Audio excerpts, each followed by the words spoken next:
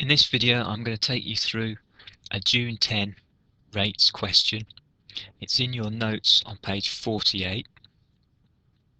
So in this question, in the presence of acid H+, aqueous bromate 5 ions, 5 indicating the oxidation state of the bromine in this case, Br O3-, react with aqueous bromide ions, Br- to produce bromine, and a student carried out an investigation into the kinetics of this reaction.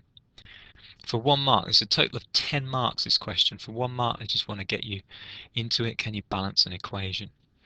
What's great about this question, because it looks like a horrible equation to balance with all sorts of negative ions, positive ions, and we will in future go through a method of how to balance ionic equations. But for now, notice that they haven't put anything to balance here. And that gives you a really massive clue. We only have to put numbers in these gaps. So because of that, where I'd start is to look at these O3. I've got to get 3 oxygens. I don't need to balance anything here. I don't need to put anything in front of here. So I'm going to say my 3 oxygens, they've got to come from this water. And so 3 waters. Now going back from that, obviously I put 3 waters in, I've now got 6 hydrogens, so a 6 in there. Now importantly, when you have ionic equations, you've got to make sure your positive charges balance your negative charges, so that overall the equation has no charge, is neutral. So now I've got 6 plus on this side, I know that I've got 1 minus there, I need to make it so that I've got 6 minuses altogether. So 1 minus, 1 minus here, I'm going to make this 5. So now I've got 5 negatives and 1 there, making 6. So my charges are now balanced.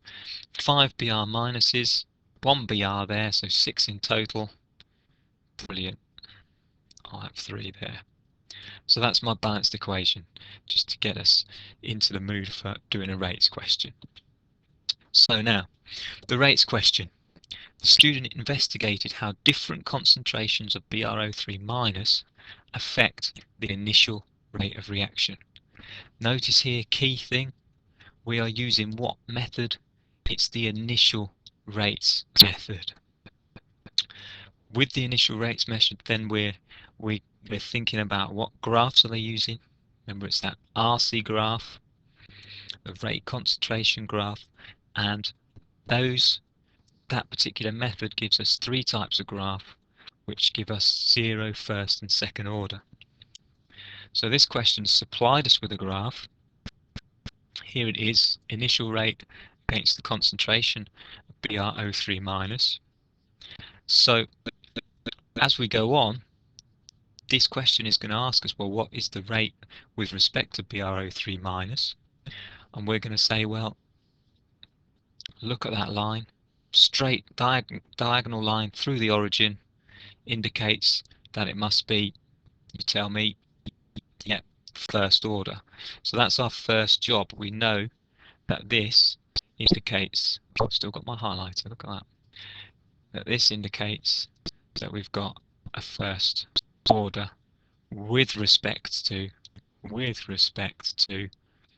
our bromate 5 ions, our BrO3-. Then moving on, we've then got to have a look at the rest of the question. The student then investigated how different concentrations of bromide ions and H+ ions affect the initial rates of reaction. The results are shown below. So again, here we've got some numerical data.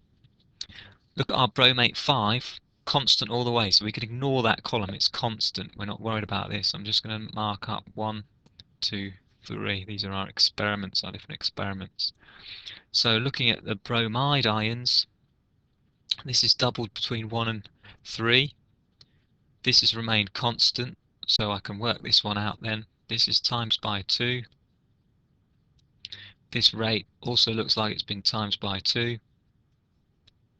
So I'm thinking straight away Br minus order of reaction is going to be first, isn't it? Because rate times by 2, they're constant in experiments 1 and 2, that's times by 2, first order. Looking at the H plus concentration, I've got to pick out here constant there and there, constant there and there, so I'm going to use experiments, oh, forgot my pen again. I'm going to use experiments 1 and 3 here to look at H plus concentration. Going there, that's times 2. Going out wide this time here, this one looks like times 4. So I'm going to say, just check that on your calculator, it's definitely times 4, isn't it? I'm going to say then, let's use a different colour, H plus conc, looking at that, real quick scribble is going to be second order. So I think I've got first order with my bromate, I think I've got first order with my bromide, and second order with my H plus. So now we've done that quick look at all that we've got, all the data we've got, let's actually have a look at what this question is asking us to do. Remember, we've got 9 marks that we need to pick up here. So, over the page, using the results from the students' experiments. We've done that already. What conclusions can be drawn about the kinetics of the reaction? Justify your reasoning.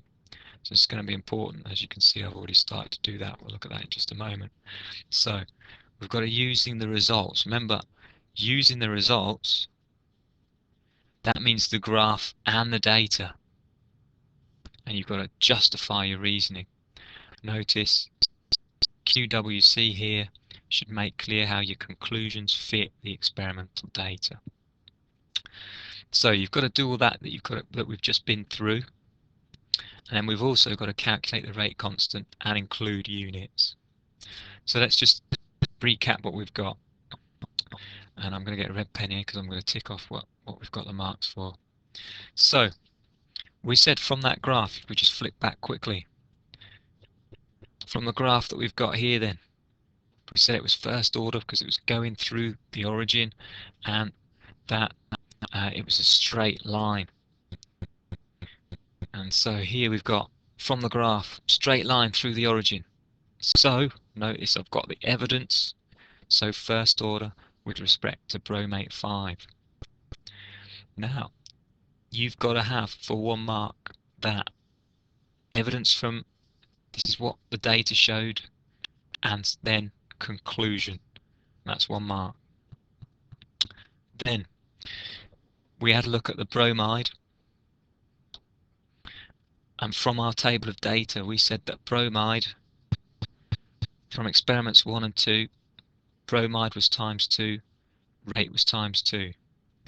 Therefore, first order with respect to bromide. A mark there, a mark there. Do you want me to flip back to the table? Let's just check it. Remember we said for bromide, there's the data going from experiment 1 to experiment 2 times 2, the rate times by 2 also. So 3 marks so far. Then obviously we've got to look at the H plus. Again, we went through, we said from experiment 1 and 3, H plus was times 2, rate times 4. Tick, because that covers how your conclusions fit the experimental results. There's my experimental result. Therefore, this is my conclusion, second order with respect to H plus. Tick again. So we've got, what's that, 5 out of 9. 4 more to go. So now we're looking at, we've done everything with the data. Now we're looking at calculate the rate constant for this reaction, including units. Calculate the rate constant, we need to know what the rate equation is. So, just working out what is the overall order of this reaction. We've got a first order, and a second order. 1 plus 1 plus 2. Overall it's a 4th order reaction. We've got to write our rate equation including all of these different terms. So my rate equation, rate is equal to K, bromate 5 concentration, remember to the power of 1 because it's first order, bromide concentration to the power of 1, so I don't have to write the power, and H plus concentration squared because it was second order. So that's my rate equation. I'll get a mark for putting that in.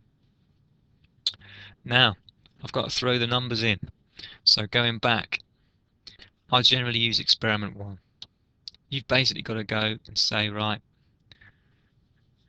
let's put another highlighter in. I'm going to say, I'm using this row.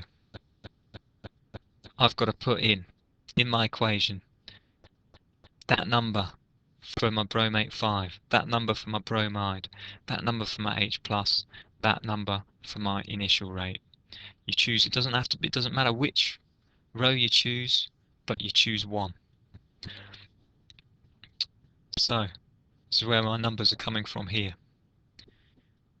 I've got a rearrangement of the equation. So I've taken all my concentration terms and I've put them under rate. So that's my rearranged equation.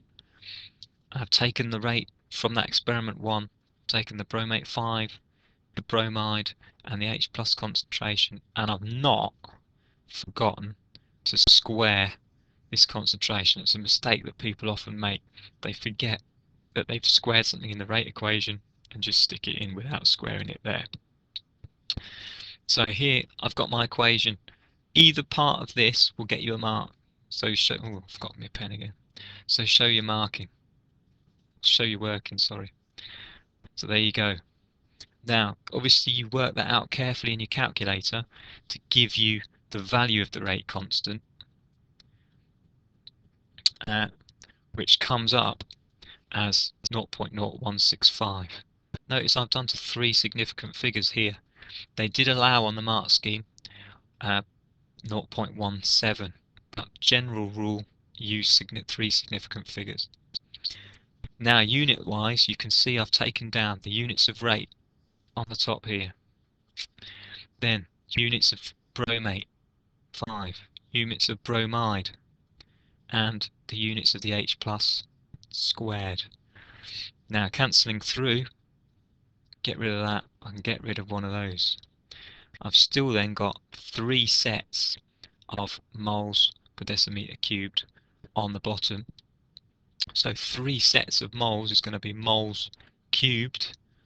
3 sets here.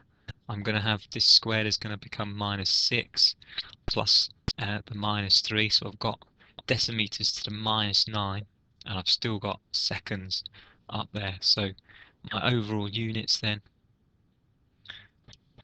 moles to the -3, decimeters 9, seconds to the -1. I've got a tick for that answer. This answer I'm not as happy with. I'd get it allowed, but I need to change it to make it definitely better. What I would need to do is I'm going to shift. I'd rather have decimeters to the 9, mole to the -3, seconds to the -1, because I want to put that positive index first, and that's what they have as scoring the mark in the mark scheme. They only allow that, so I'm ticking that one there. Those are my 9 marks for that question. Lovely. Rates is a great topic, normally a 10 marker each time. Go through this again, check that you get all of those steps